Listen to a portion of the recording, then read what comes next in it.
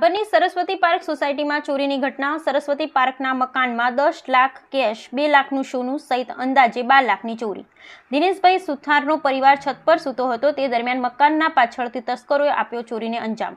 Cache વધુ હોવાથી થેલો સાથે રાખી છત પર સૂતા હતા। ચોર છત પર ચડી 10 લાખનો થેલો લઈને છૂમંતર।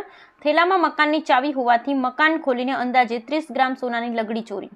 4.50 લાખ પાક ધિરાણના માર્કેટમાં પાક વેચીને 5.50 લાખ લાવીને રાખેલ હતા। ઘટનાની જાણ ભાભર પોલીસને કરવામાં આવી। દિનેશભાઈ સુથાર છે મારું નામ।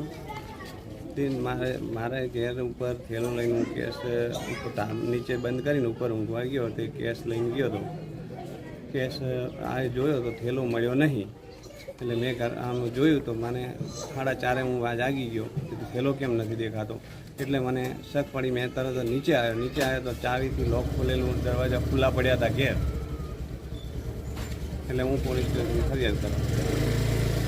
કેટલી રકમ ગઈ? 10 લાખ રૂપિયાને 2 લાખનું સોનું, 12 લાખ। પોલીસને જાણ કરી? પોલીસને જાણ કરી હતી। શું કીધું પોલીસ? પોલીસે હાલ કીધું કે પ્રૂફ લાવી દો, હું ફરિયાદ લઈ લઉં।